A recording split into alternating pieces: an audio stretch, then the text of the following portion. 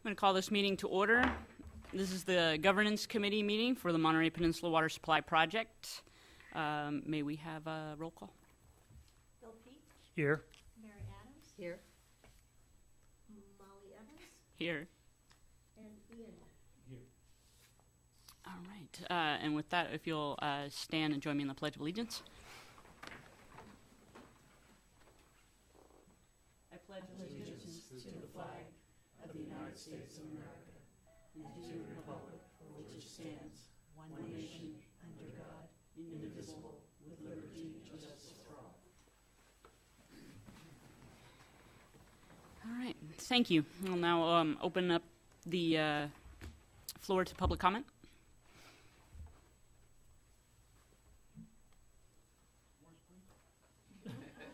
All right, I'm seeing none. We'll close public comment and move on to the first item on the agenda, action item number 1, consider adoption of April 17th, 2019 committee meeting minutes.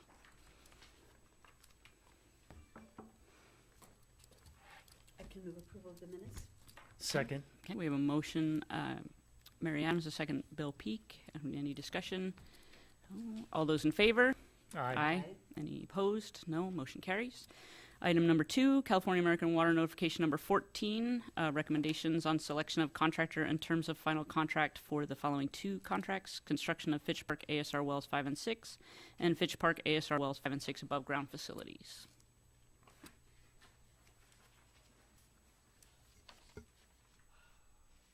Good afternoon. I'm Donald Monette, the Assistant Engineering Manager, and Tim couldn't be here today. He's in another training seminar. They got him going on all kinds of training these days, so he's real happy about that. Last time we left off going through the ASR presentations. I just wanted to know if you wanted to go through what we discussed already or try to continue where we left off. So I think we got as far as going through the presentations and discussing the first 4 or 5 pages. Does anyone need a refresher on that, or because I can go through that really quickly? Go ahead. I think it'd be beneficial to go through. Okay, all right. So I have a lot of projects, so excuse me if I miss something. You know, there's so much going on right now. But let's get started. So the first project up is the ASR Wells. This is the well drilling and development project that we bid back in September, about September 29th, and we sent out our RFPs to about 7 different contractors, and 2 of the contractors that were interested were Pacific Coast Drilling Company and Zim Industries. We spent about a month and a half into the proposal questions, dealing with that, and clarifications, getting that done. By December 1st, we had finished up with that and started to receive the various proposals. This particular well size is about 3,000 gallons per minute for extraction and 1,500 gallons per minute for injection. So that's a typical well that we'll be using over and over again for 5 and 6, and I believe all the others 1 through 4 were the same way. Is that correct? Yes. Thank you. Typically, though, the design capacity and the actual capacities are 2 different things at times. And we know that from the past that we've had design capacity be 3,000 and we don't quite reach that. So, but we're trying to reach a goal of 3,000 gallons per minute for the extraction and 1,500 gallons per minute for the injection. The project construction would be, the duration of the project would be about 12 months is what I figured. Sorry. Oh, I'm sorry. So busy on this, I forgot to answer that. Okay. So the project construction duration would be about 12 months. It includes the drilling, the well drilling, but first of all, setting up the project mobilization. The preparation requires a temporary pipeline to be installed several thousand feet. We have to install the pump-to-waste discharge line on the General Jim Moore Boulevard, as well as another pipeline extending from about ASR 1 to the percolation ponds at ASR 1 and over to the San Pablo percolation pond that is owned by Monterey One Water. So that's initial work that has to be done before we can even start, and that work has to get done to prepare for the removal of the waste discharge. The water that's actually from the well will be discharged at those percolation ponds. The site preparation, the first item on the schedule here is site preparation. So that involved what I just discussed. Hopefully we'll get started right around June in 2020. So we're waiting to finish up with all of our permits and items that we think we may be able to finish by March of 2020. A few months later, we would be involved with the actual site preparation for wells 5 and 6. And that will involve having another contractor, the actual above-ground facility contractor, come in and prepare the site, which will take about 2 months to 3 months to get that done. So he'll prepare the site, level it out, and grade it and clear it, and perform any necessary tree removals. I don't think there'll be too many trees removed, but he'll prepare the site for the well driller to come in and start his work. Drilling starts a few months later, August 2020, and continues until approximately a year later. So that's on the schedule. The proposals, next sheet, came in and very, very, very close to the engineer's estimate. It was so close it was uncanny. There's only a few $1,000s difference between the engineer's estimate and the two estimates that came, or the two proposals that came in. Zim was slightly less than Pacific Coast Drilling, within less than 1% of each other. So knowing that, the cost effectiveness factor that we use in the overall evaluation was pretty much even between the two, but slightly, slight difference for Zim, favoring Zim. On the overall proposal ranking, we had various categories which we commonly use. And I keep seeing these over and over again on other projects, so it's pretty standard for us to use these. But we grade, evaluate based on technical criteria at 40 points. And we look at the project and what they're producing, the DBE, the disadvantaged business enterprise portion, which we require a certain share to go, a 30% share to go to the DBE vendors and contractors. There's this other local resource utilization, which is to see that some of the projects, at least 50% goes to labor and other vendors in this area. So we want to make sure that there's an equitable amount of work going to the tri-county areas. So that's also part of the evaluation. The construction management, the experience with us in prior projects involving especially aquifer storage and recovery wells. It can't just be a extraction well. We want it to be both ASR experience as much as possible. So that was given 35 points overall for that first portion. The schedule was given 5 points. The schedule, in my opinion, needed to be reworked, and that's typical with a lot of these proposals. They really don't have a lot of time to spend on proposal schedules, but I can work that out with the contractors and make sure they improve on those. The overall, business and financial criteria, cost effectiveness, a proposal was given 40 points. Business terms and conditions, 10 points. Did they agree to our terms and conditions? And I found that both pretty much did do that. Very few exceptions. Proposal financial information, did they provide anything on their financials?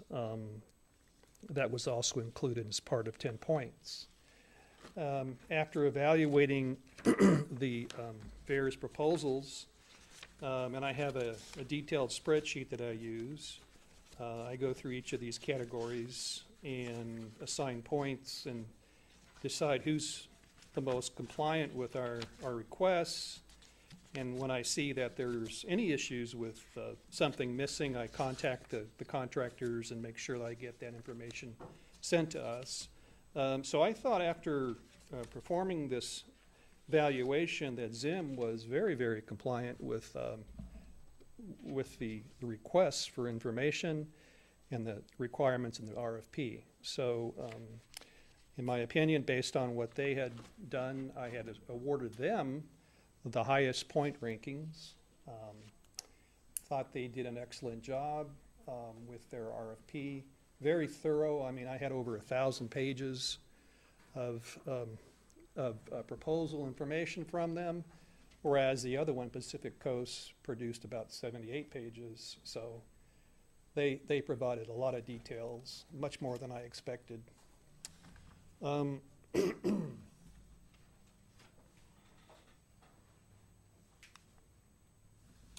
Okay, so Zim is the one that Cal-Am is recommending for this project, and for several reasons. One is they have lots of experience. They have a very strong technical approach.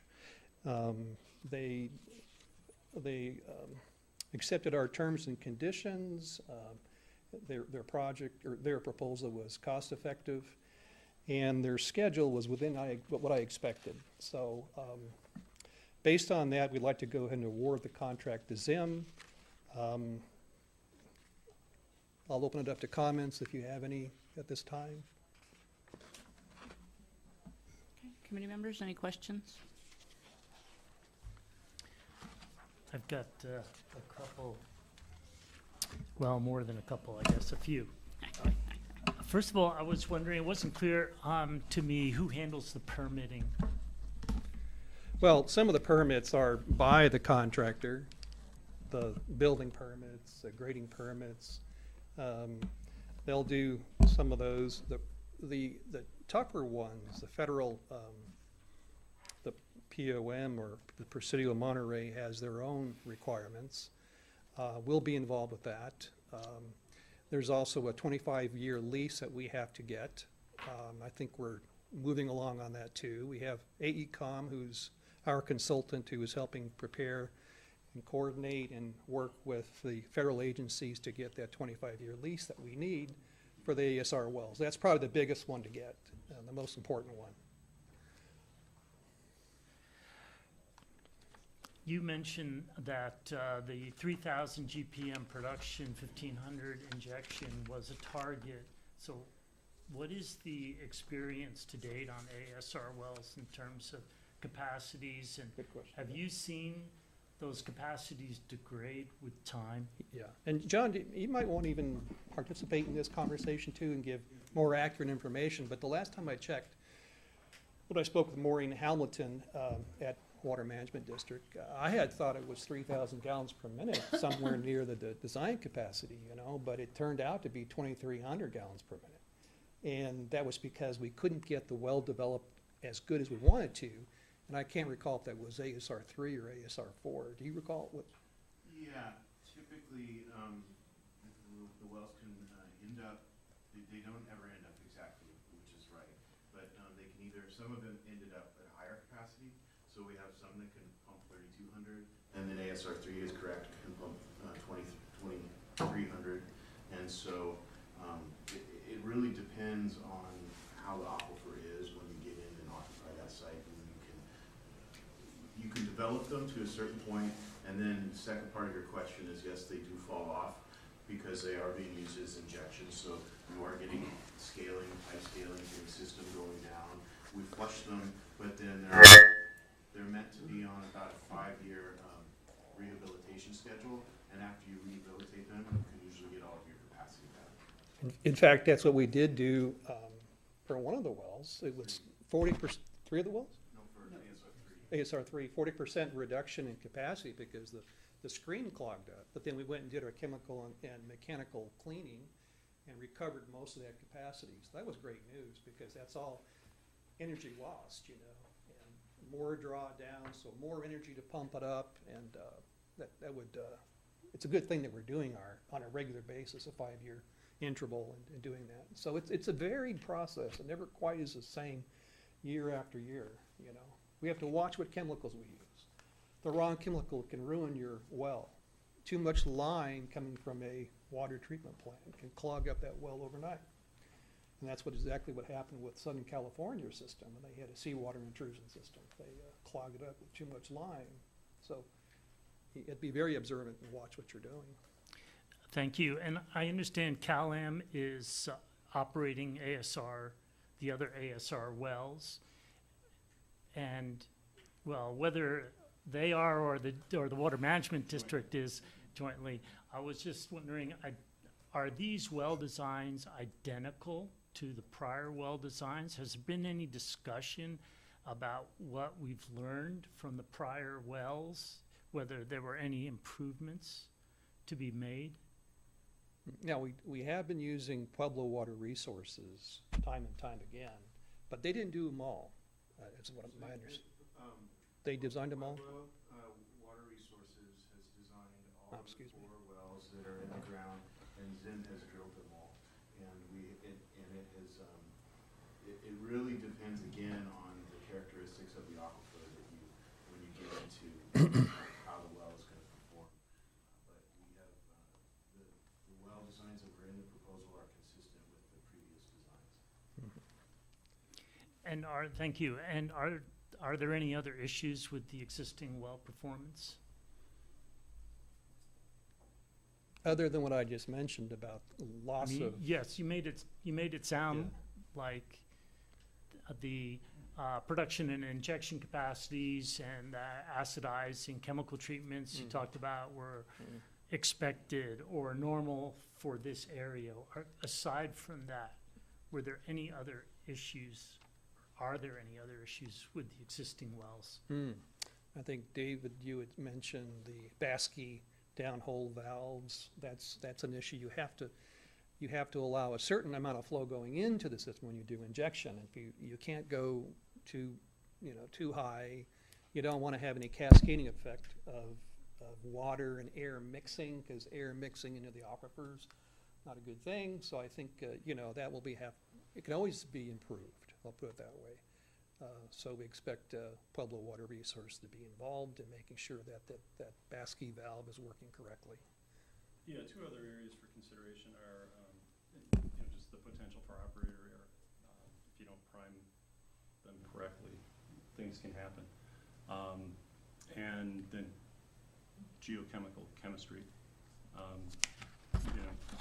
Orange County had the situation where their injected water actually precipitated out or leached out arsenic, and so different geology can interact with water differently. And so we have a geochemical mixing study that has partway occurred and will finish once the decel is ready to go. I think is the plan. So those aren't really related to the drilling and outfitting of the well. It's more what you do once you have it. Thank you. Okay, I will open this up to public comment.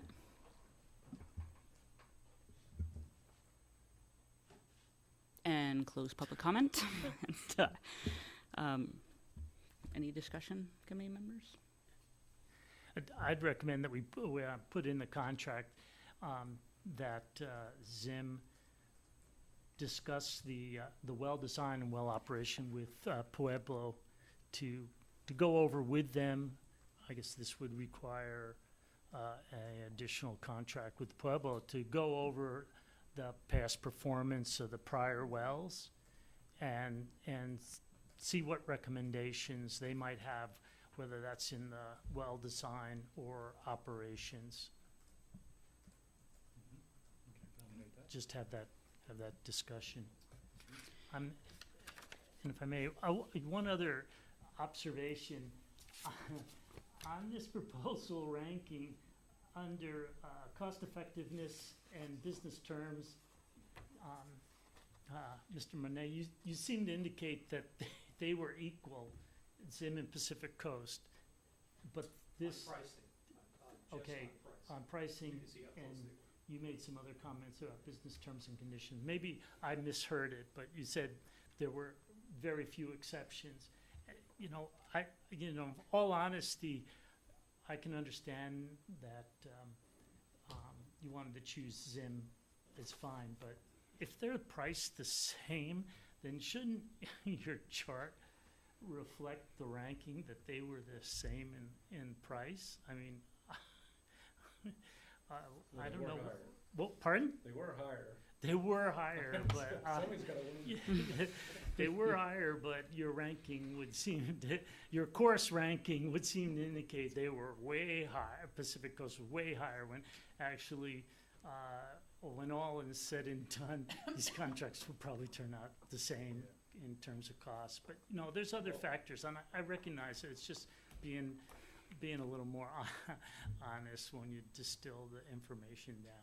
Yeah, the actual detail behind this is a scoring spreadsheet. So on pricing, you would have a scale, say it's 1 to 10. And when they're this close, one might be 9.9, the other one might be 9.8. But then when it comes out of the rankings, one of them's got to be higher. So that's Well, kind of how. then that's, So the detail behind it is much finer. yeah, all I right. agree with what you're saying. I actually have a couple of questions. How long are these proposal prices good for? That's an interesting question, because I can't answer that right at the moment, I don't know, but, Well, let me. I do know that we have a price in the base, and then, as time goes on, and this is the way we've set it up, because we do have a delay, there is an escalation in the index that we use, whether it's the CPI or the PPI or whatever. We have that as a factor to increase the contract. It primarily is meant to be used for material costs. So since we have stainless steel on the project, stainless steel casing and screens, that's one major item that needs to be reflected in an index. So that, in fact, I just spoke with Zim a week ago, and I said, look, we're going to be tracking the price of the London's Metal Exchange Index. We're going to look and see what your vendor says, and we're going to actually track it on a graph and see what is the most appropriate time to purchase this large. Would you purchase. swing your The microphone pre-purchase. around? Pardon me? Would you swing your microphone around? Always gets in my way. When it may be advantageous to pre-purchase the stainless steel pipe, and that's what Zim is recommending we do. But I don't want to just pre-purchase it, because that leads to issues of how well it's stored. And 316, 304 stainless steel rusts if you leave it out in the environment.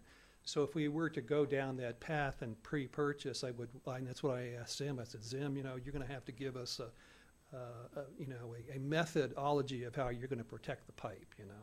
We don't want to see it get all rusty. We want to see it stored properly. And so that was discussed, and I said I would get with management here and figure out when is the appropriate time to buy the pipe. If the price went down because tariffs went down, let's say, and went away, then pull the trigger, But, so that's what I'm thinking of, in terms. Yeah, in short, the prices are aligned with the schedule that was presented. Right. So So if the drilling doesn't start until August of 2020, why was this proposal let so early? Well, we have so much work to do. I alone am probably responsible as a project manager for about 7 or 8 projects, And you have to get them prepared and ready to go and put them on the shelf, put the escalation index in, like I mentioned. I'll be bidding jobs for the next 6 months to 9 months. I mean, that's what's going on. There's just so much work to get done. You've got to start early. And that's what we're doing, So this is totally makes sense to me. And I have about 40 years of experience in the business. Right, so this $4 million estimate is a $4 million estimate for starting next year or for starting this year? Well, that's an interesting point. So it is for this year, starting this year. So when well- this project starts, you're going to come back and tell us that it's no longer $3,696,000. I forget exactly how I said. It may be one, who knows what the stainless steel increase might be at that time. You know, I can't predict Right, and that. if you pre-purchase it to save money, then you're going to be paying storage costs, and are you going to save money in the long run? Well, that storage costs haven't been discussed as to if we. So what I'm saying is that we're looking at this with a figure that's being presented, Mhm. but you may come back to us in a year, and that figure is going to go up. And so the reasons I mentioned, the rationale of us thinking about this and wanting to go ahead and get these proposals prepared and ready to go and get them, you know, get the contracts ready. That's our belief as Cal-Am.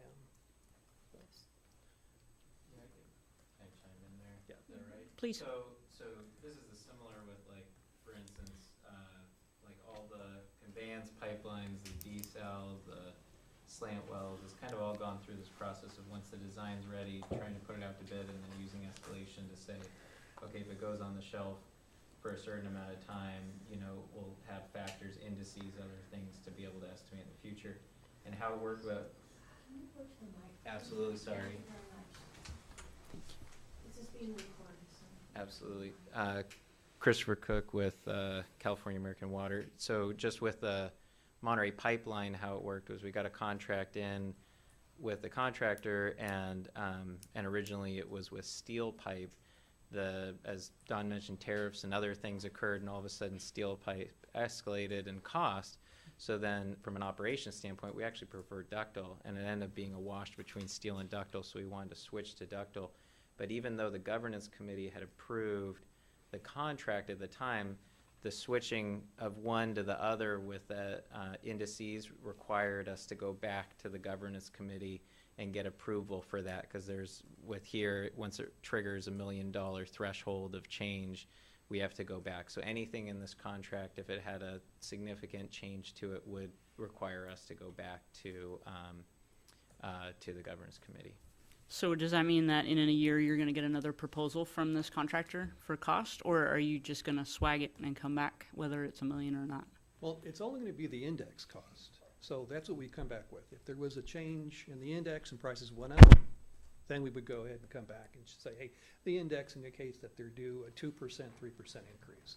I do want to add one other thing that was really important when we started with Pueblo Water Resources and predicting what the engineer's estimate is. This is what they told me. They said, Donald, you're in a good position now, because had this been the drought years, the contractors can cherry pick which jobs they want and the prices go up. And he told me, he said the range of the prices for this job could go up another 30%, 30 to 40%, based on whether or not it was a drought period. So they just pick and choose, and you know, we could get hit with a higher cost for the project. And in this case, with the weather changing, it's actually a really good time to sign contracts, because we cannot predict what's going to happen. And like I said, if we delayed and didn't sign contracts with them, and we had 3, 4, 5 years more of drought, and we waited 2 years, and you know, we didn't sign a contract, then we're going to pay more money, a lot more money. This is a little bit to pay for the assurance that we're going to have a signed contract ready to go and won't see a big 30% increase. So you're going to sign the contract at this price? Yes. Thank you. Thank you, Chris. Just one quick last course. question. Just why do we have to wait until the 2020 date to start? Why do we have to wait till next summer? Part of this is we have a priorities list, and this is a priority 2 category, and priority 1 category is the desal plant and all the appurtenances related to the desal plant, such as the pipeline, transfer pipeline getting into the ground, et cetera. You know, so did you want to say something? The main driver is it requires federal permits. And it requires all the federal permits, and the federal permits are not in place yet. So we still have to finalize the lease with the Army. It requires the federal authorization of the EIS, the Environmental Impact Statement, which is not done yet. So there's, the federal side of it is not complete. So we can't start until next year. Okay, so when you look at that, is there another element of what that cost will be that we need to be thinking about as well? That's wrapped into the overall entire Project project, cost. not this facility. Okay, thank you. All right, any further discussion or questions? Yes, Is the chair ready for a motion? yes? So I move that the governance committee recommend to CalAm that they contact and discuss with Pueblo the operational experience to date for any recommended changes in design and operations for Fitch Wells 5 and 6. Okay, Or, I'm sorry, well, maybe not CalAm, maybe it's Zim, That you want to do this. Zim and have communication. CalAm. are you recommending that CalAm encourage Zim and Pueblo Resources to have a conversation? Is that Well, where more you're than going with? encourage, or recommend that discussion. Past performance is reviewed with Pueblo for any recommended changes in design or operation, and maybe it's a three-way conversation, maybe a four-way conversation. Yeah. So, Uh, excuse me, but I think a point of order, if he's made a motion, maybe we should have a second to be able to discuss it? Sure, yeah, that So- sounds good. Okay, so Right. I'll second the motion so that we can have a discussion. Okay. about it. Thank you. No, let's have a discussion. Thank you. you. Parliamentary procedure, appreciate it. I would just add that we will commit to make sure we do that. I think we actively do that anyway with Pueblo. So we'll commit that we're gonna make sure Zim and Pueblo get together and lessons learned as a condition to the approval of us signing the contract, so. Right, so that's where I was going to go next, so that perhaps we either need to have a second motion that really would precede this one to approve the selection of Zim before we could have a motion to have the conversation with Zim. So maybe I could make a substitute motion Please. that would Well, I'm not- say that we will I move that we select Zim as the purveyor, what term that we would use, that we would select Zim and sign the contract, and then encourage them to have a conversation with Pueblo to be able to ensure that the lessons learned is information that's transmitted from Pueblo to Zim. May I make a You can amend it. friendly How about that? amendment, not to strike out the word encourage, to request that happen, if that's okay with the Demand. maker, then I Yes, that second. sounds great. Second. Okay, good. All right, so if I may, Pretty.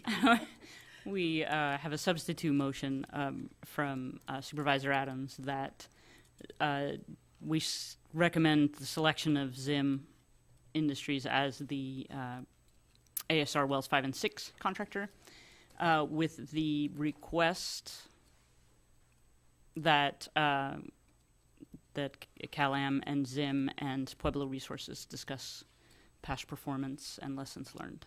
Is that about right? Okay. Perfect. Okay, and then that was seconded by Mayor Peak. All those in favor? Aye. Aye. Any opposed? No. Motion carries 3-0.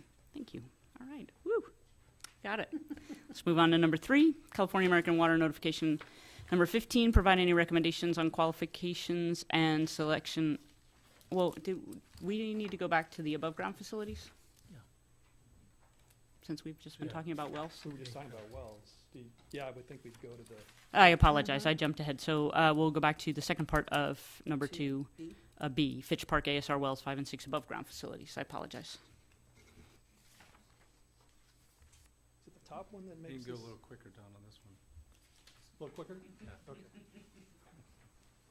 Please. Wait, you don't need Too much time? I can't get it to turn on for some reason. That's because I need to bring it up Oh. on the screen first. I am like doing this dummy thing here.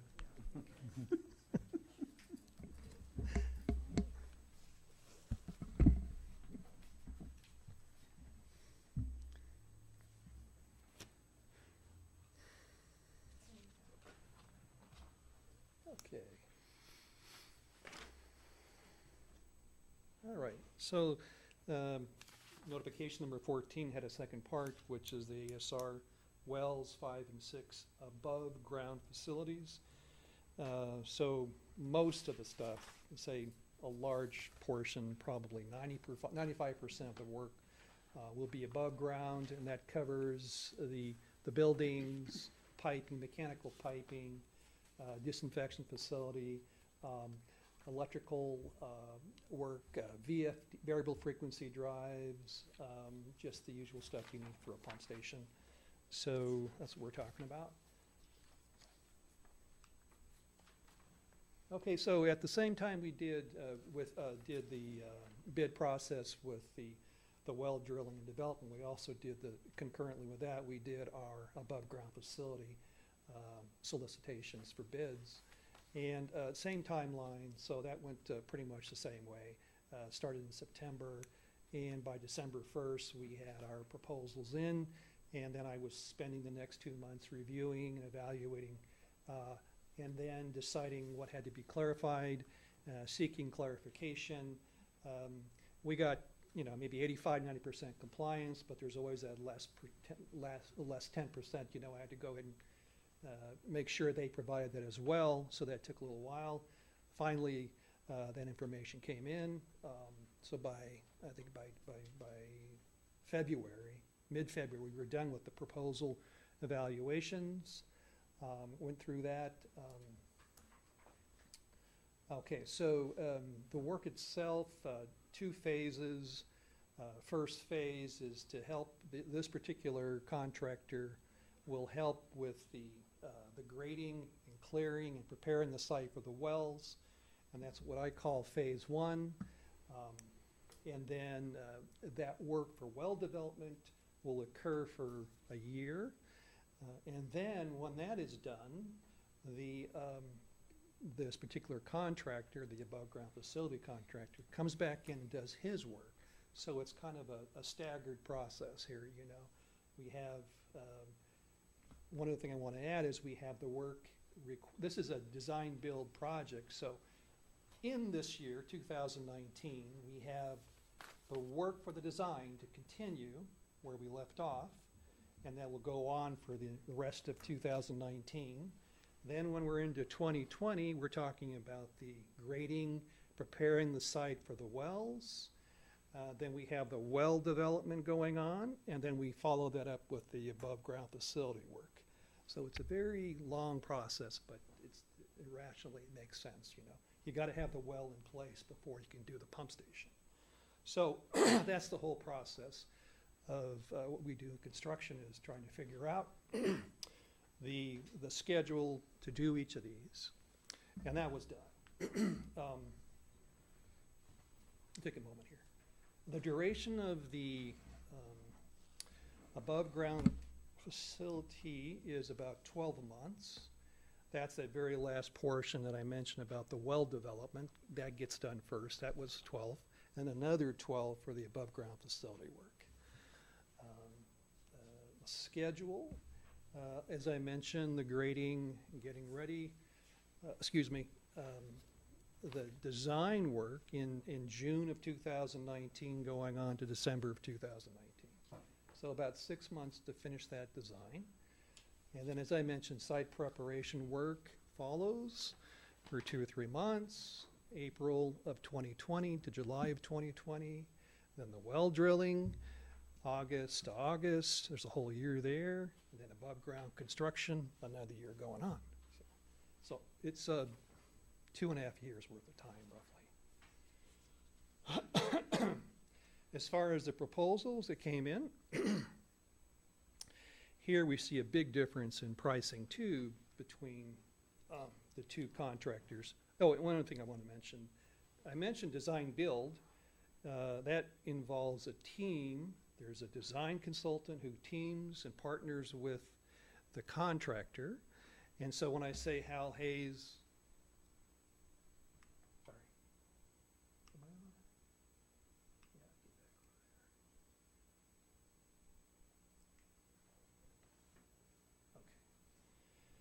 get back. Okay. When I wrote Hal Hayes here, I really am saying there's a team, a partnership between a design consultant and the contractor. The contractor here is Hal Hayes, and on the other team, it was Monterey Peninsula Engineering. So Hal Hayes teamed up with a design consultant who specializes in well pump stations, of well drilling. They're very well known. They come out of Sacramento. They have a long list of projects on their resume, and they're very good at what they do. Hal Hayes is another excellent contractor. He has 160 projects, design build types. So they are very good at what they do. And this was very noticeable in the proposal that we got.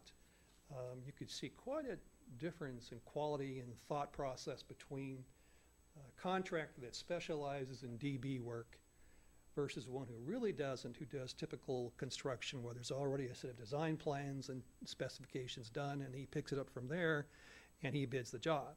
So in this case, we had a price of nearly $6 million from Hal Hayes and MPE about $6.6 million, so about a 10% difference between the two. That was one factor in the evaluation on cost effectiveness. And then the other factors I've already alluded to on my first presentation. Commercial terms, technical submittal, the schedule, the qualifications, experience, and resources. And so all those were evaluated, and I have to say that after doing that, the point spread between the two teams was pretty obvious. I mean, there was no comparison here. That we had we do know we have a great DB contractor in Hal Hayes with the design consultant by the name is Ludorf and Scalamanini, I think it is. It's Italian, it always throws me off, but thank you. Do you know them? Very good company. So well, I call them just LSCE, that makes it easy, LSCE. So when you look at their proposal, you look at how strong their technical approach was, the organization of their proposal, the way they lead you in through new concepts of how to lay out buildings and renderings and layouts of floor plans, and just a phenomenal contractor. I thought they were great. And I think they're going to be a great benefit to our district, and you're not going to have issues. I checked the references about them, and they all just were glowing references. They're really an excellent contractor. The reason why, I just want to add one other thing, is that he's so interested in working with us. They don't like to work as much in the municipal public agencies as much as they do with private agencies. And so that's what they had said. They really like the idea of working with us. Whenever I ask for anything, by God, it's there within a short period of time. Very responsive. So if we get this kind of responsiveness on this job from them, it's going to be a great job. That's all I have, I think. Okay, committee members, any questions? I do have a couple of quick questions. Can you tell me, I know that you said that LSCE was based in Sacramento. Where is Hal Hayes based? They're based out of Riverside County. They currently have projects with us, and I don't know where they're all at, but they're starting to add up. They have the Begonia Iron Removal Plant. That's the one I'm project manager on. So they'll be there they'll be here for that. And I can't remember the other ones that we have in California with them, but I know they have several. They do work for us across the state. Yeah. And do you have any kind of record of their cost overruns at all? Well, you have to go project by project, but I do know that reputation-wise, they get glowing reviews from our teams across the state. Execution, safety, in fact, they just won our safety award as top contractor, so they're a phenomenal firm. And where's the Begonia project? It's out in Carmel Valley. Yeah. It's one of our tree Street. Oh, I know where you The mean. Safeway, Yep. right, the Safeway, if you go down there. Yep. Or Mayor Peak, any questions? Yes, thank you. Thank you for the presentation, Don. Was wondering about the operational experience with the other ASR wells. And my understanding, reading the packet, is that the above-ground facilities are, the equipment specifications are identical to the previous or the existing well above-ground facilities. So how have they performed, and are there any issues? Well, I wouldn't say they're exactly identical, because we do have a disinfection facility put in here, so that's a part of the project. So that would be not quite the same, although, they are close to being identical. Mechanical piping, the same configuration, pretty much. It works well, and we have Steve Tanner with Pueblo Water Resources. He's got, I don't know, 40 to 50 years of experience. He knows what he's doing. I have a lot of confidence in his work, as well as Robert Marks. Marks is a hydrogeologist, and he has done a lot of the work on a previous ASR project. So he really does know the aquifer and the formations, and I think we've got a winning team here. Yeah, and Right. don't think of them as identical. The functions will be similar. The two well sites are further apart than the well pairs of either 3 and 4 or 1 and 2.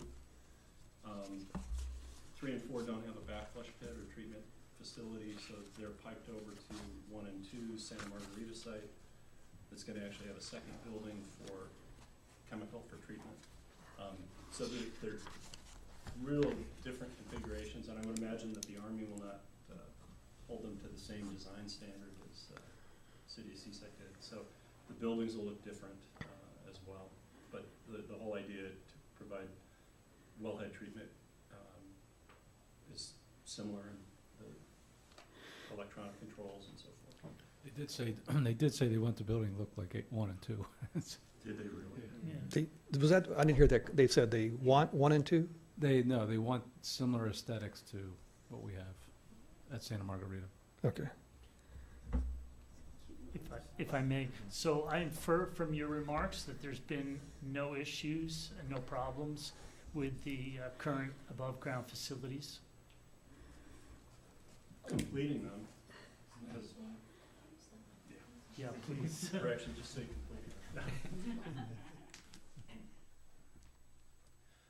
completing. No problems, but change in scope. So originally, there was going to be a backflush pit at the 3 and 4 site. It sits uphill from a school. The reinforcement that would have been required was probably $1 million, if not more, and it basically becomes a dam subject to the Department of Safety of Dams, and so we said just treat it over at the other backflush pit. We've now expanded that one. The amount of water that could potentially go through that site would require additional treatment capacity, so we went from basically in a garage bay of the existing building that you can see from General Jim Moore to a second building that's going to be built in the next 10 months, I guess, 10 to 12. So there's been some changes over time, but the buildings have performed admirably. The electronics, pretty admirably. So yeah, it's these are relatively simple.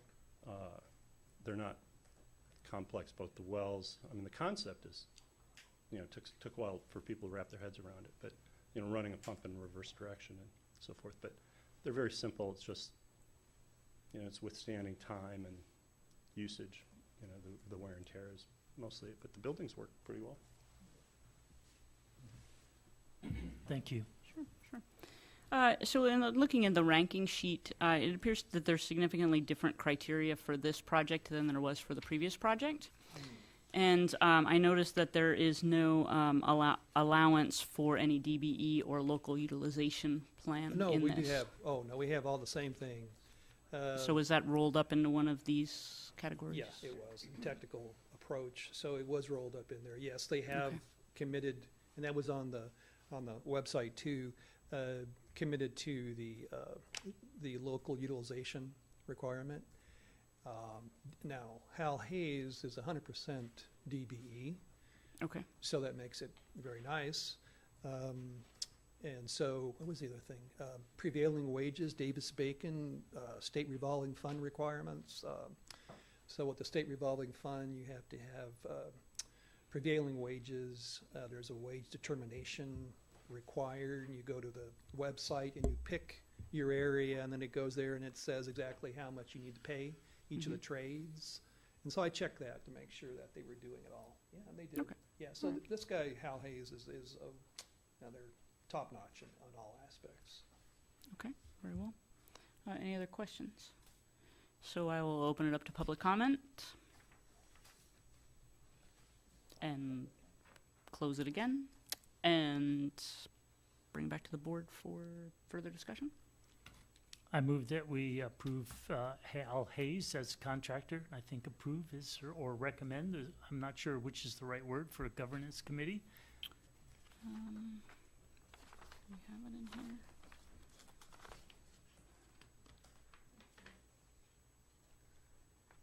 Looks like we need to review and submit recommendations regarding which contractor should be retained Okay, or so- terms of contract. So Recommend, recommend is as appropriate. proposed by CalAm. Okay, very well. I will second that motion. Okay, so we have a motion, Mayor Peak, and a second Supervisor Adams. And all those in favor? Aye. Any opposed? No. Motion carries 3-0.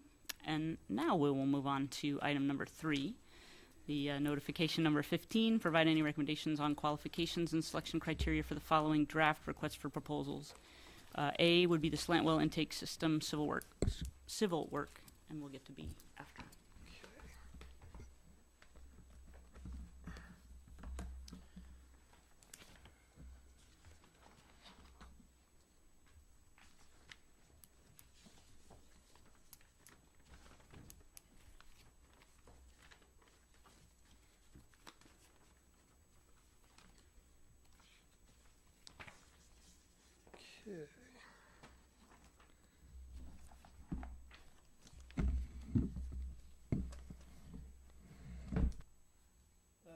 This work is for the slant well site civil work, so we're not including anything for the well drilling and development. That was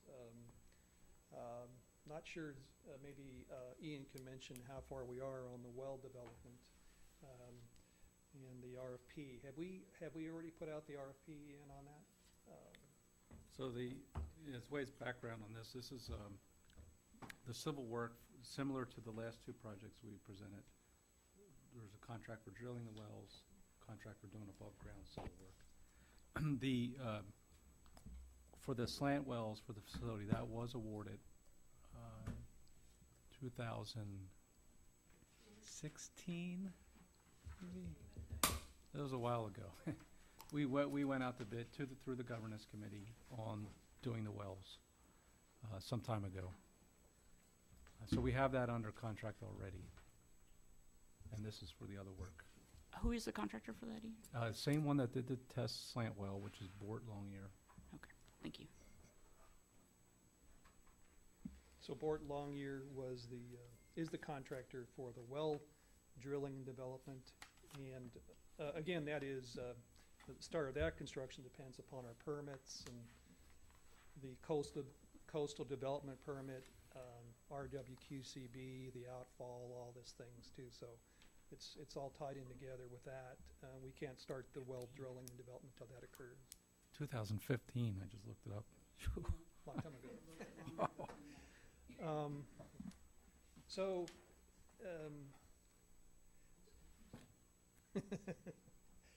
what I have are some slides that show, and the intent here was to show you the visual impact of what we're doing.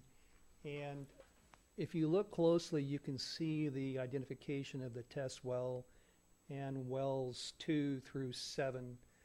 Is it 7? Might be, yeah, I think there's a total of 7 wells that one is going to be an upgrade of the test well number 1, and then the other 6 are brand new wells. And they're going to have pump stations, surge tanks, typical facilities that you need to get the water from. Am I correct that there is a pump station? I know there's surge tanks here. No pump station. Pardon me? No pump station. Just pump right from the well and a submersible pump inside the slant well over to the desal plant. Right. And the surge tanks, which I didn't really understand yet because I haven't got into the engineering, but I imagine you're trying to reduce the amount of times the pumps stay on and come off. So you put a lot of surge tanks into this system to do that. Is that correct? Yeah, so the surge tanks that are shown there are not necessarily for that done. They are for outages Okay. at the slant wells. If there's a power outage, there's a lot of water flowing uphill to the desal plant, and it's flowing uphill. And if you lose power, it comes rushing back down the pipe. So it's a surge to prevent the place from blowing up. Okay, so it's a cushion. So Yeah, it's a cushion. the Basically, column it's- goes up it's- and you don't want a freight train coming back and Yep. hitting your facilities. So you Water have hammer, air and water in a surge tank that kind of allows that compression to occur, so you have less damage to your system. Okay, I didn't know that. The slant well, again, it's a process of trying to get the RFP going, get that done. We have so much work to do. It's another one of these many, many projects that we have to bid. So we'd like to go ahead and get the bidding process done for that. Permit work is ongoing, won't stop for many, many more months. We're thinking March of 2020 is when we'll probably get most of the permits done. Let's see. Substantial completion. Well, let me go through this other pictorial I wanted to show you. Can you make out the building height there? Because this is an architectural rendering. And you can see the height of the hill, the sand hill right there. And when I looked on Google Earth at that looks to be about 50 to 60 feet in elevation. So basically between the surf, we have this very large hill of sand. And then on the eastern side of the hill there, we have the various facilities. And there's 3 facilities shown right there. But that's about the height of what these little buildings are. Call it an electrical building now that I know it's not a pump station. Electrical buildings and mechanical piping and surge tanks, they're all there in each of those enclosures. So we're talking about a pretty well, it's hidden from visual, any kind of visual impact from people walking by. You can, you see we're isolated, so I think that's a good thing. The various components of the slant well facility in this contract with, I want to mention Michael Baker is the design consultant who prepared the plans and specifications. He has in his plans and specs the grading, the site preparation. Some of the source water 42-inch pipeline is through this contract. The surge tanks, electrical building, instrumentation, mechanical, and site fencing. So these are the various major components of this particular site civil work contract.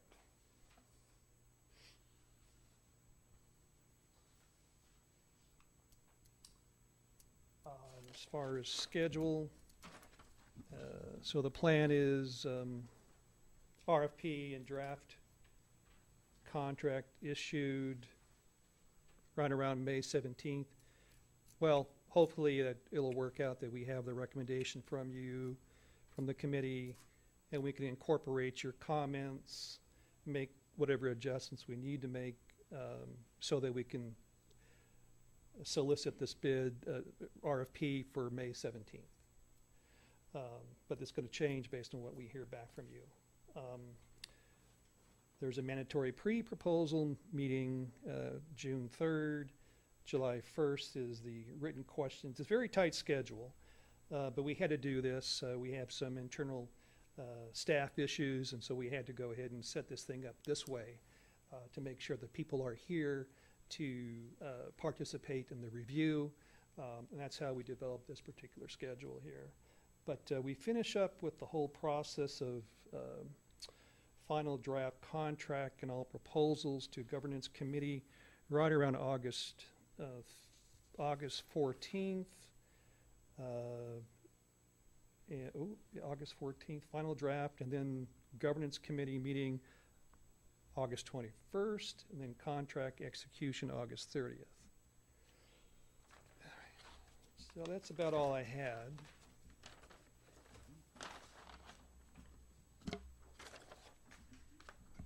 Any questions from committee members? Thank you, Chair. I had one question. You'll detect a theme here. Have there been any issues with the intake system for the test well? Yeah, so the test well was completed in March, April of 2015. Ran for 2 years, not one issue except for occasional PG&E power outage, but essentially ran error-free for 2 years with no degradation in pumping capacity or water quality. So 2 years we had great results. Thank you. And what happened after 2 years? Sorry. Sometimes I assume people know. Shouldn't assume so much. No, if the permit expired in 2 years, so we can no longer run it. We're not allowed to run it for more than 2 years. So right now it's sitting there idle until we can bring it back as part of the overall project. So we do go out once a month still and test the water and cycle the pump. And we take water quality samples, but we don't run the well. Do you have any questions? Nothing is critical. Well, actually, sorry. I think there was a comment that you had made earlier regarding the permits. What permits would the contractor need to obtain that CalAm won't have already obtained? So, so there's a lot of this contract in particular. We will obtain all the permits for the project. The contractor would be responsible. It's in the city of Marina, so they'd be responsible, of course, having a contractor's license, registered with the city, but we will be obtaining all the permits. And then will the site work, will CalAm be doing that, or is that all part of the contractor's work? All part of the contractors. Anything else? Just one other one, sorry. Please. Is there going to be, sounds like the project has the uniqueness of both the slant well as well as the construction site. Is there going to be a site visit? Will that be mandatory for the contractors or, well, I guess it's, kind of past that point, but. No, but it will be mandatory. We have on here as a pre-proposal meeting the week of June 3rd, so we do envision taking contractors out to the site. Thanks. And there is I'll add to it, one nuance is that when working on this site, it's a mine site. So you have, any contractor going on site has to be MSHA certified, Mine Safety and Health Act.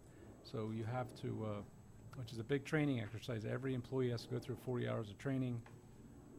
It's also a cost to the project because everybody that touches foot has to be trained for 40 hours. And it's a pretty high safety burden put on the contractor to work out there. So as we go through the evaluation, we're going to be looking to make sure the contractors have caught that important element. That is important. And I think we talked, you already talked about, on the other one, this, of course, would require the 50% local labor and prevailing wage. I defer to. That's right. That was in there. I did. Okay, and then. But I have a question on it. Okay, are there going to be any special licenses required for the project? The MSHA will be the biggest MSHA one. one, Yep. okay.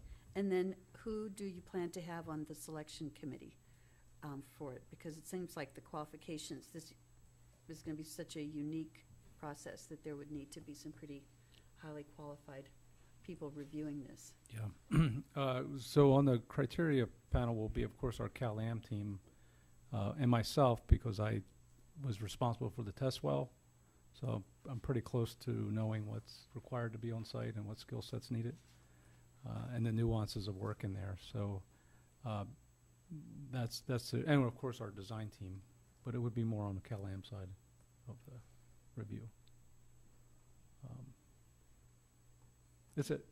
I just note too, this isn't as critical as the wells. Yeah. This is sort of bread and butter kind of work. It's not Okay, it's not nothing that complicated. technical. No.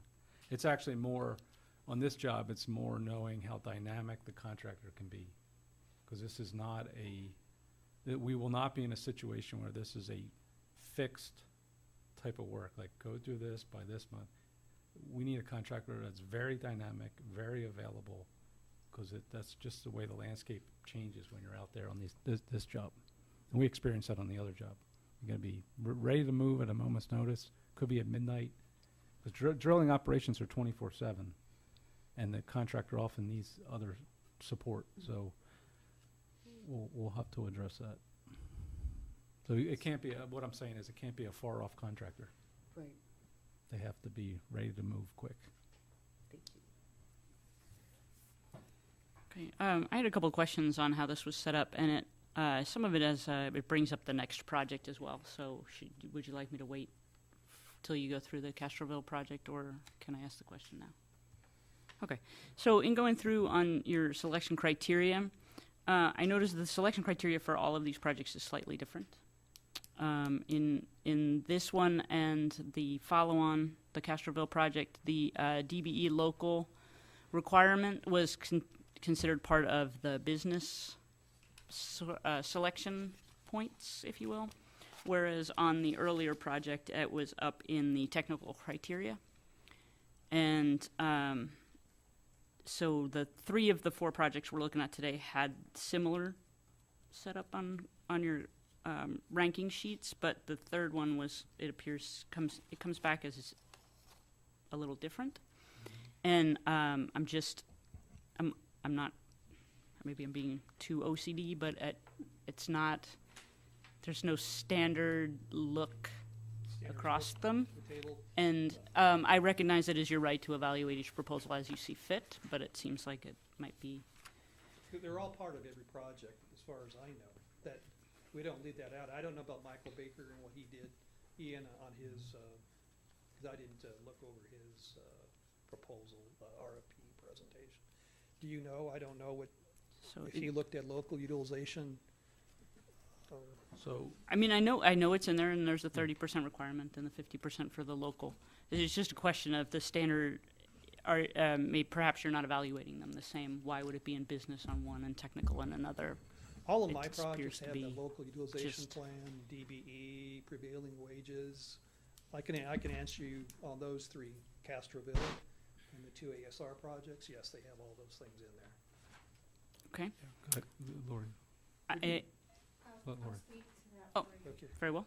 Hi, I'm Lori Gerard, Corporate Counsel. I'm helping put them together. That was probably just an oversight. We have no intent of ranking them any differently during the evaluation process, and we'll make sure to check that. Okay, and then just while you're here, maybe you can answer this part of the question. They're listed. One is listed as a WMD VBE, and the other one is looking for a requirement for DBE.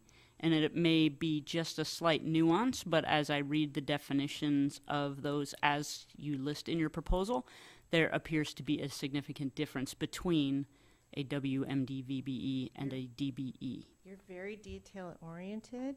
We have internally changed our terminology, and so I think what you caught was a failure to update in one of them. Okay. So we will correct that as well. Okay. But we're calling it DBE now. We don't use the other lengthy. Well, yes, it does shorten the acronym, but it has expanded the definition. So yes, fantastic. Thank you very much, Laura. Appreciate that. So those were the questions. So if the committee has no more questions, or we can save those for later, I will open that up to public comment. Yeah, we we got a public comment.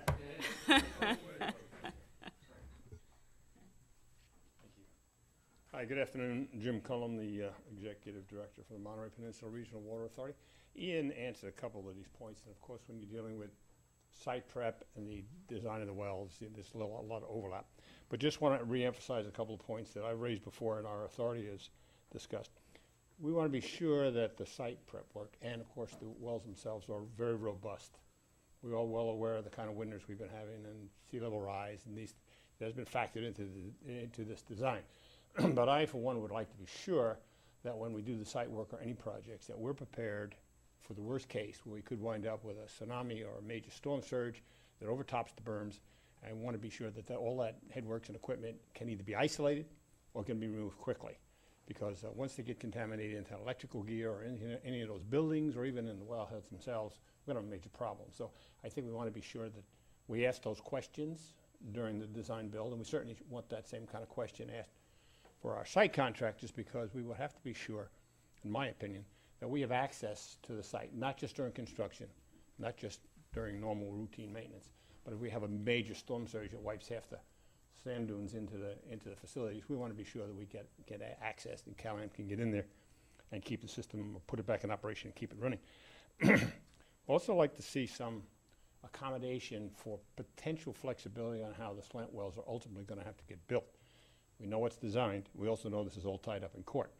And we have no idea exactly what's going to come out of the state as to what modifications, if any, hopefully none, would have to be made to the slant wells. And I'd certainly like to be sure that our site work guys have allowed enough room, enough accommodation, that if things have to get moved around or moved or changed, that it can be done relatively easily, and then we're not going to be looking at a huge change order that is completely out of the scope of the work of the current contract.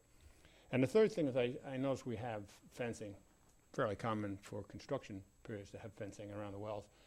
I'd like to be sure that the infrastructure is going to be in place to support very substantial security when these things are operational, not just lights, but possibly remote monitoring and so on. And there's obviously some infrastructure that has to go in, or may have to go in unless everything's wireless, might have to go in the ground during the site prep to support those kinds of security measures. So those are just my comments with respect to this project, and possibly some impact on the design build for the slant wells. Thank you. Thank you very much. Anyone else wishing to speak? Okay, we'll close public comment and bring it back to the committee for discussion.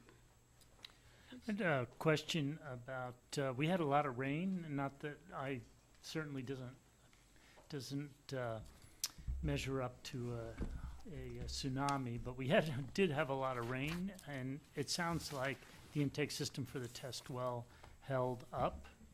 Any comments on that particular concern? No, there is not. The wells are below ground. The electrical facilities are all protected, so no, I don't see any issues there. If I may, one more. In regards to Mr. Cullum's comment about security, could you address that question? What kind of security are you anticipating? Sure. So between the desalinization plant and the wells will be a fiber optic run. The fiber optic run will provide SCADA data back to the plant, as well as security. So each well pod that you saw on the image, what we're calling the pods, there will be an eye, a security eye, the camera eyes at the facilities that'll report back to the plant.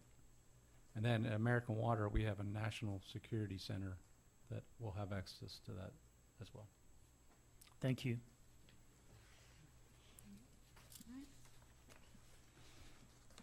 Any further discussion? Okay, I'll entertain a motion if anybody would like to make one. I'm looking at the motion maker down here, but perhaps you feel like you would like not to make a no, motion I- this time. Be a If motion you- maker. I'll be the motion maker Do it, then. do it then. I'm Okay, open. then I will recommend that we accept the qualifications and the selection criteria and follow the draft request for proposals. Second. All right, so we have a motion and a second. All those in favor? Aye. Any opposed? Motion carries 3-0. And then we'll move on to Part B, Castroville Pipeline.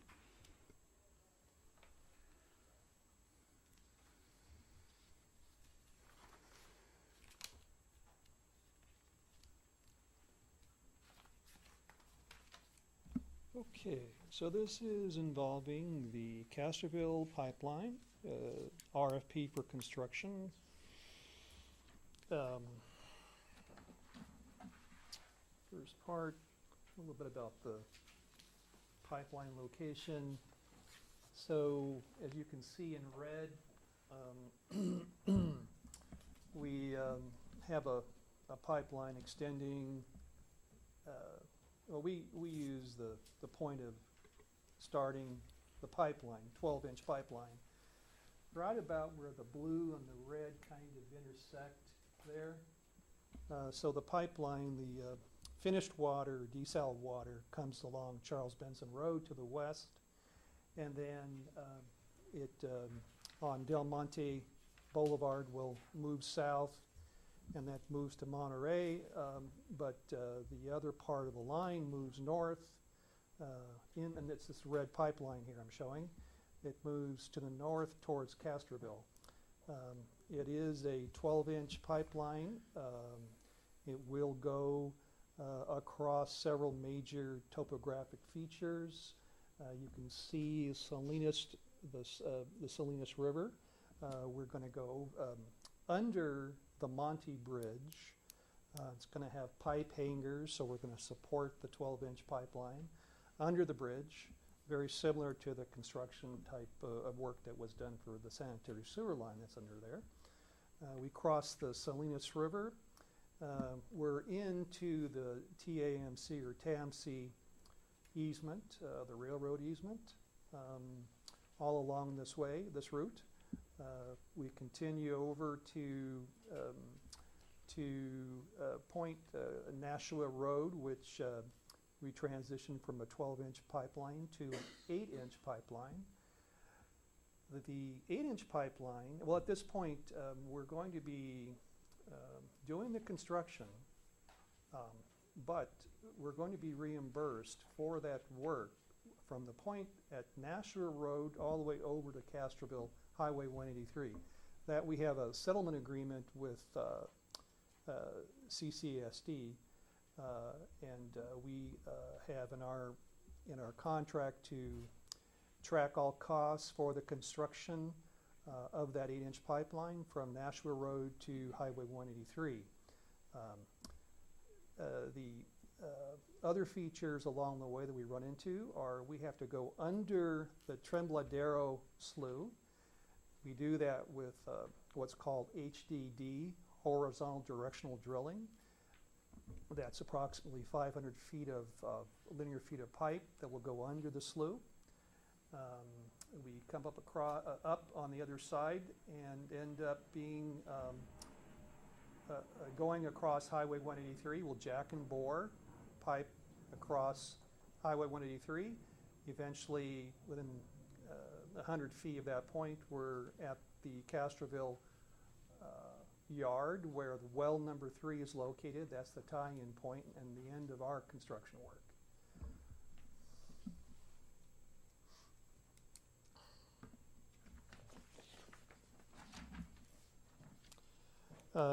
Let's go on to the next one here. So our plan is to go ahead and send this out for solicit bids. It won't be May 15th. That would have been May 15th, but we were a month delayed because we had issues with the April 17th and April 26th cancellations of those meetings. So, but fairly close to May 15th, maybe at the end of May, we'll solicit bids and go out for RFP. Proposal usually takes about 60 to 90 days. On a project like this, it takes a good 90 days to get through all of this. So we would expect by August, if we go out into May, somewhere around August, we would have the bidding completed and returned to us. 2 months later, I would be done with the proposal evaluations. As far as the scope of work, 12-inch ductile iron pipe, about 9,000 feet, 8,400 feet of 8-inch ductile iron pipe. The fusible joint pipeline refers to the going under the slough, and we have to basically weld all the joints as we go along. Before we start the work, we weld all joints, and then we go into a pit, and then go under the waterway and come back up. So there's about 400 feet of that. Also 830 feet of ductile iron pipe for the Monty Bridge, where we actually hang the pipe under the bridge structure. Those are the major components of the project. We have a few flow meters along the way. We actually measure the flow that's going to Castroville, CCSD. So any water that goes to them gets metered. It's part of our settlement agreement that we provide them about 800 acre feet, right around that amount. We also have pressure regulating stations. I believe we have one of those because they take a reduced pressure. We wouldn't want to send them a pressure of 200 PSI, so we send them about 60 to 75 PSI for their needs. That's the major components of the project. Okay, committee members, any questions? I have a few. Okay. If I may. First of all, is there any provision for purchasing domestic pipe? It will be domestic pipe. Okay. And I didn't see any drawings in the RFP that I understand is the one that I believe was provided to the committee. I assume there are technical drawings somewhere. I'm just looking on the website to make sure we should have posted them on here. We did and we will. Yeah, I did not see the design either, We did, which yeah, we may do have have it. answered a lot of my questions. Okay. Mhm. Next, I didn't find, I particularly was looking at 2.74 and 2.76 involving training and acceptance. And I don't believe anywhere in the RFP I saw any involvement by CCSD. Am I missing something Maybe I need. besides writing the check? Mhm. So, in what sense? I mean, as far as construction or design review or? 2.74, 2.76, which is acceptance and training. No, that's a Because- good point. I mean, they may not say that in the contract in terms of wording, but we're actively working with CCSD on the whole design. So there would be a handover period where we build the facility, we test it, verify that everything's good to go, and then we would do a bill of sale to Castroville for that facility. If I may, my last question was, where's the bottleneck if we need to send more water to CCSD? Yeah, so Is it the pipeline capacity? Yeah, so if we have to send more to CCSD? If the salinity drops? Yeah, so if there's more than CCSD can take, it goes to CSIP pond at Monterey One Water's plant. So it then goes to CSIP, any excess. So about, the first priority is the 800 acre Castroville. feet to CCSD, and then Yep. after that, the next 400 acre feet would go to the CSIP project.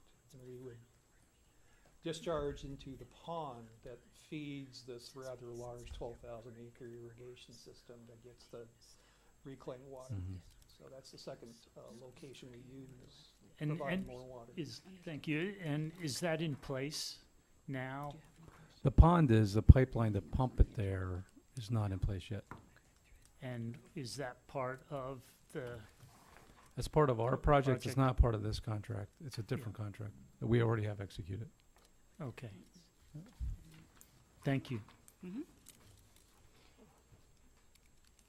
Did you want to ask the question? This was a question that, what is a VETA? Yeah. And why is it green flagged? So that's our safety program that all the contractors have to abide and comply with and prove on a monthly basis that they are following the requirements. They have to keep good records. They have what's called a TRIR, an EMR, I believe it's called. Basically a way of tracking any accidents that are occurring. And so you find some of the contractors, not too often, but some, they'll be green flagged and they're fine for 3, 4, or 5 months, and something will happen. And I don't want to make this too simple, but such things as like a bee sting, or somebody gets hurt, you know, it's a legitimate thing, but it changes the whole scoring of their TRIR, EMR, and it can mess them up, especially if they're a small contractor, because the fewer number of hours they actually produce and during their construction affects them in a negative way. So a company like Granite, which is a huge company, has thousands and thousands of hours.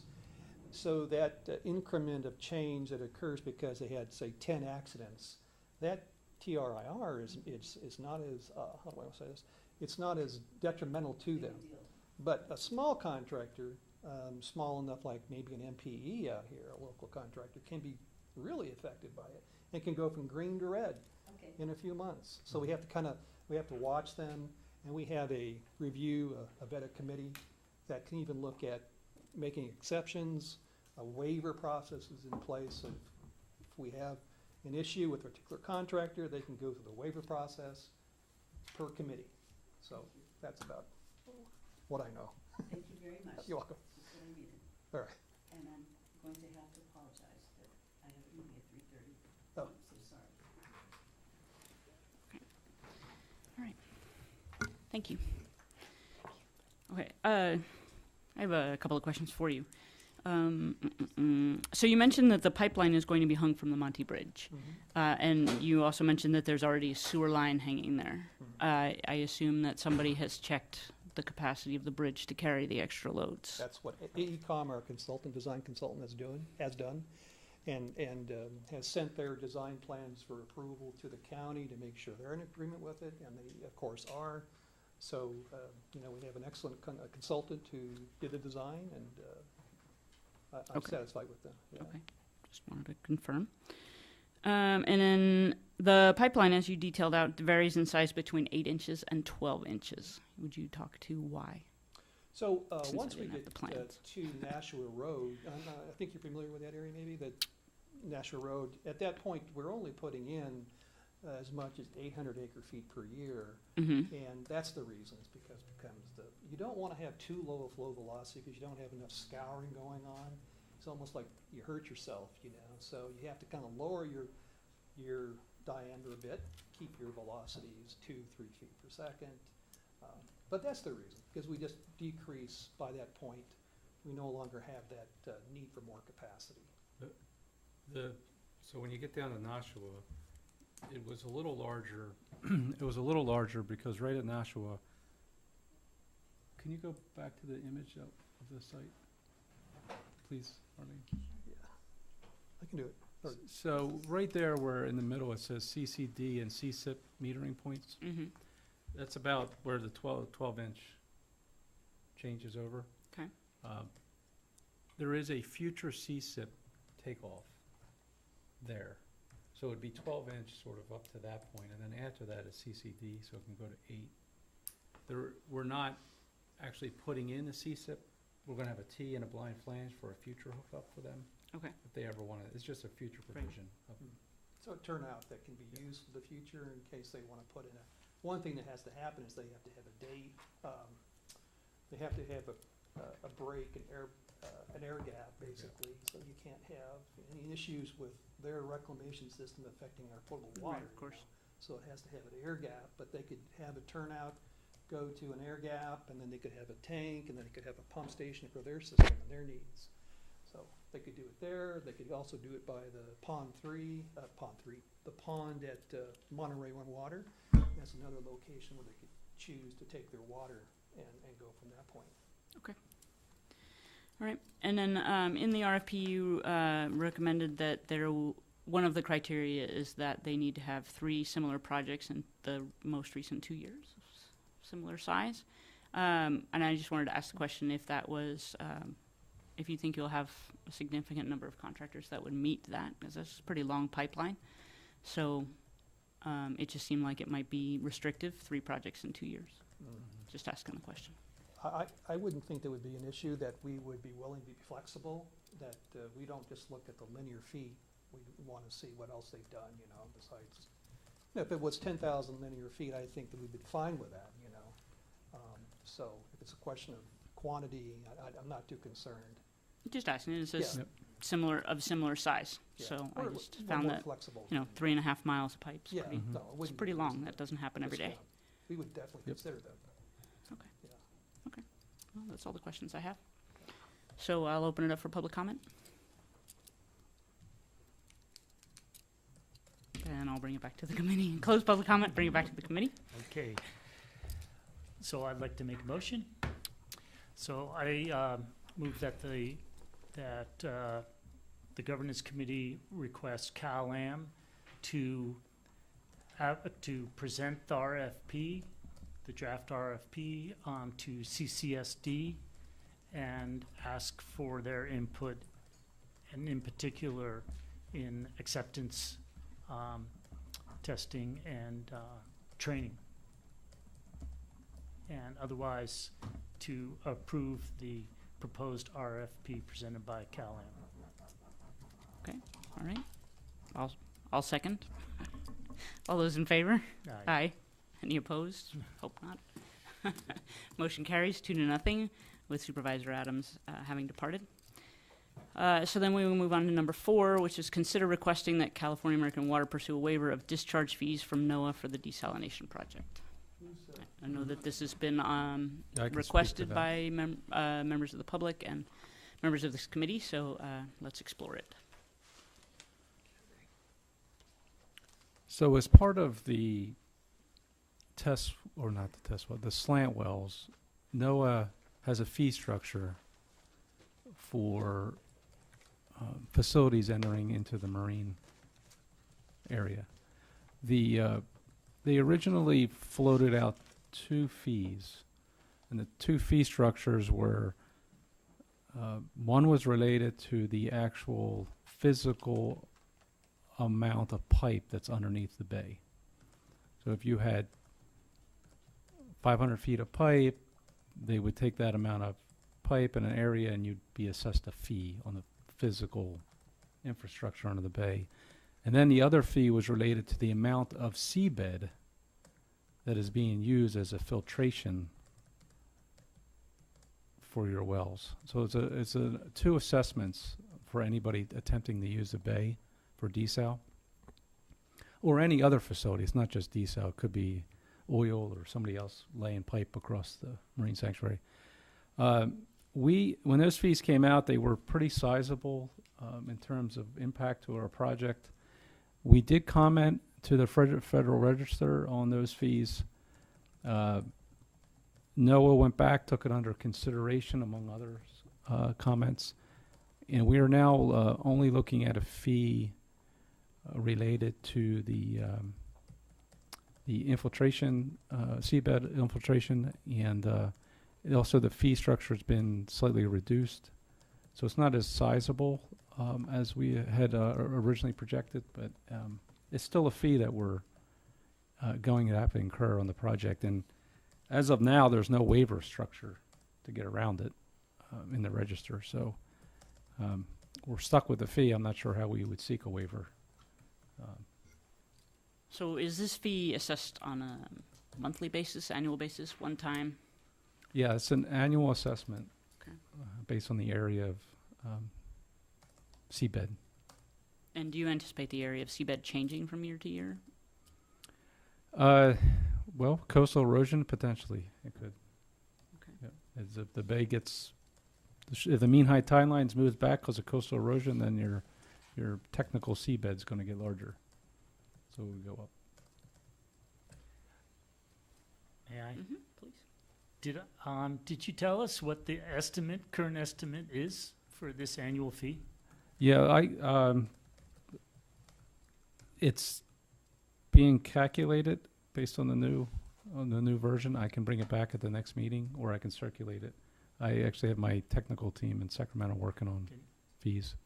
If you don't mind, to eliminate some of the suspense, are we talking thousands, 100,000? Hundred thousands. Millions, hundreds, thousands? Originally, it was hundreds, and I don't know, my numbers, if I'm going off memory, this is No, I- 2 or 3 years ago, I'm just saying off It's memory, fine. it was above $500,000. I think now we're looking in the 100,000s in terms of a fee, but I have to double down on that again. Okay. Any other questions? Not on this topic. Okay, open it up for public comment. Anybody? Mr. Rowley? No? Okay, another next meeting perhaps. All right, close public comment. I don't think I mean, it's an action item. I don't know what action we might have on that. Is maybe to hold this over on the agenda for the following month to get a better idea of fees. And okay, do I need a motion for that? It sounds like it's just a continuation. Excellent. All right, so we'll move on to discussion items. Number 5, California American Water Project Status Report.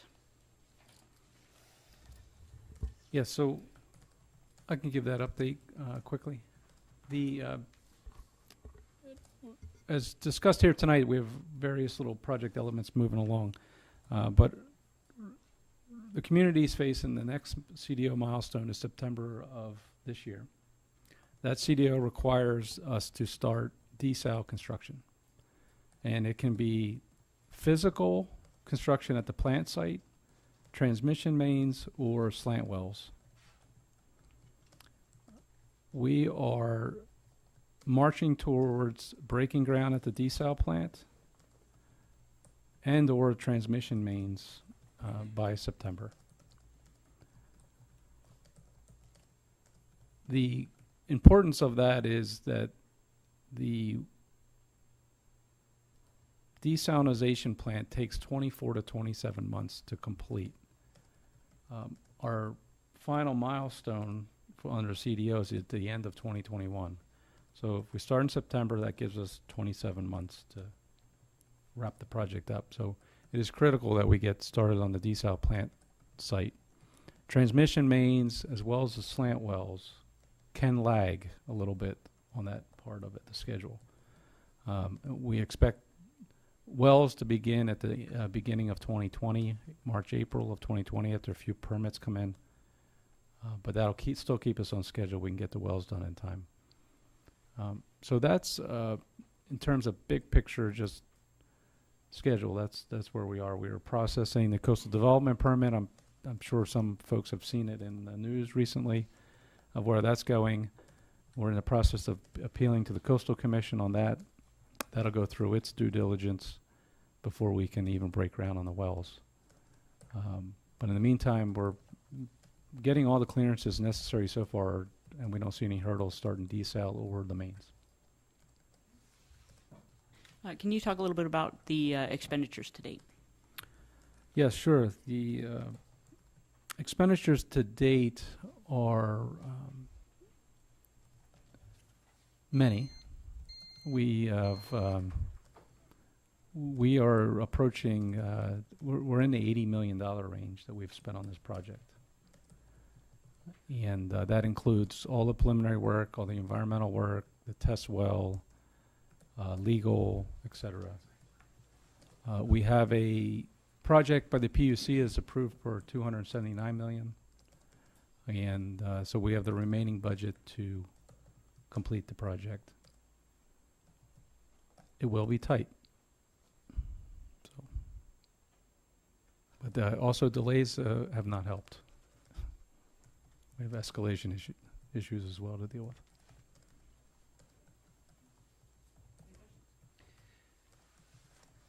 We, It would be helpful, at least for me, and I will defer to the chair also. So in the governance agreement, the desalinization project is split into 5 components. Well, obviously, the plant is the largest one, but also brine discharge, source water, product water, raw water, and terminal reservoir infrastructure. So I'm just looking for a little table that we can use, if you will report out this little table, sort of where we are, that gives a little finer detail than the big CalAm schedule that we're all used to seeing with all the major, GWR, ASR, split into these 6 components. In terms of cost or schedule, you're referring to? Both. Both. Okay. Yeah, we can do that. I just, and certainly we can discuss it when we present it next time if there's another level of detail you want. It's, the project though is budgeted as a bucket. It's not budgeted by components. So it's not really applicable that a cost estimate by those buckets you Okay. quoted, where it's a one bucket. So And we let's- gotta fit it in the bucket. Okay, so let's forget the cost then. Let's just focus on the schedule. Okay, but that was my point. If you're helping to answer that, then please. Yeah, actually, a couple things. Dave Stolt, Water District. In the quarterly reports that get posted on the Monterey Peninsula Water Supply Project website, there's a budget table that breaks it out by plant, conveyance, pipeline, footnoted the pre-construction costs, and then there's a percent completion. So you kind of have that. You'd mentioned terminal reservoir, that's gone out of the project at this point. So that table gets you pretty close to how much has been spent proportionately. Then you have to go back to the schedule to see where they're at in certain things. And where is that table again? It's in the quarterly reports Quarterly that reports. are posted to the MPWSP.org Or website, okay. website. Under updates. Yeah. Mhm. Yeah, usually the last page of the quarterly report. And so that's useful. The timing issues, under the cease and desist order, the milestone is September 30th, but there's a reporting requirement in June as to the company's opinion on whether they'll meet the milestone. And so they have to be very confident as of June, otherwise they have to come up and appear at the board and ask for mercy. And obviously in this case with the use permit, I'm kind of kidded about this, but you can put a bulldozer out there and scrape it and hit it with your iPhone and just send it off to the board and you're done for this milestone. The next milestones actually have percent completion, both next year and the year after, on these various subcomponents. And that's the one that we may start worrying about if the delays keep continuing. We have done the math, and if consumer demand for water stays the same, even if they miss the milestone next year, we have enough carryover credit to get through if the state didn't provide relief for the 1,000 acre-foot reduction. And then it's quite conceivable that the math works out that we could make 2 milestones missed, but then we'd be very, very tight. And again, you would only worry about that 1,000 acre-foot reduction if, in fact, the cause was either the company, the district, or the mayor's authority. Absent that, the executive director of the state board does have the ability to waive the reduction or the 1,000 acre-foot decrease in the effective diversion limit. So that would be a game that would have to be played at that time, but it's not imminent this year. Thank you. Yes, Chris? Chris, I was just going to specifically speak for 1 second to the cost question about this. And I think it's interesting to note that, as Mr. Crook said, there's kind of a lump sum bucket of, there was $50.3 million for Monterey Pipeline and Pump Station. There's $279 million for the overall project. And what we've done is we've broken down in 2017, we broke down to CPUC basically like the costs that we estimated for each part of it. In 2015, we had already had under contract the biggest cost items, like the decel and the larger conveyance pipelines and the slant wells, as Ian said. So we had the major costs there. The smaller components, which is what we're dealing with right now, even though it doesn't seem that small, 6 million still compared with, 80 million is relatively small. That was what we didn't have in 2017. So when we go through these contracts right now and it says $6 million was the engineering cost estimate and the price that came in was 5.9 million and change, well, that's why we want to jump on it right now, is because we have a cap where we need to meet. And if we go over on one part, it means that we need to go under on another part.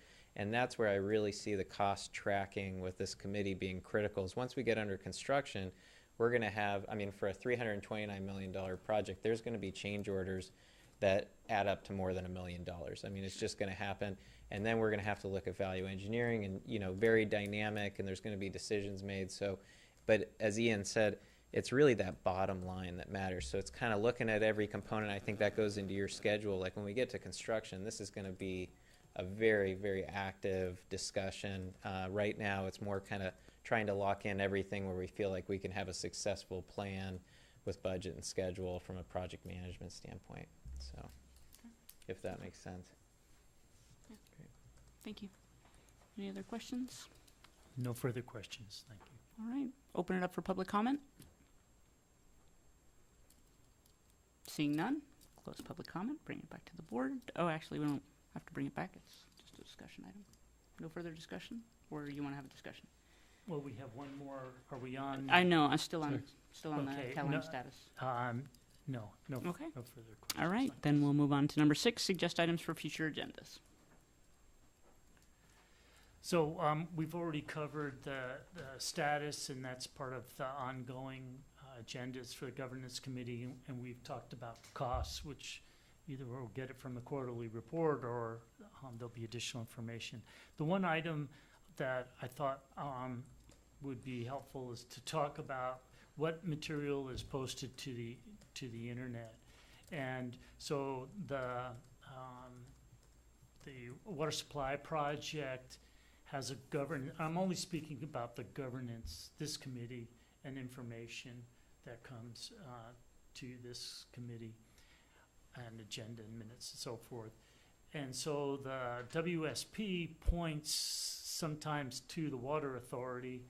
I'm thinking that's, Mr. Cullum is here, I'm thinking that's probably not the right place to point. The Water Management District points, has links to the governance material. So, long story short, I think we ought to have an agenda item, and please, maybe the district and CalAM can do a little huddle and decide where this information can be posted, makes most sense, and then we're not duplicating, web pages, and it's complete. Okay. Good suggestion. Any other items to add? Any members of the public wishing to add an item? Okay, well, with that, we'll adjourn the meeting. Thank you. Thank you for your time and engagement. It was good.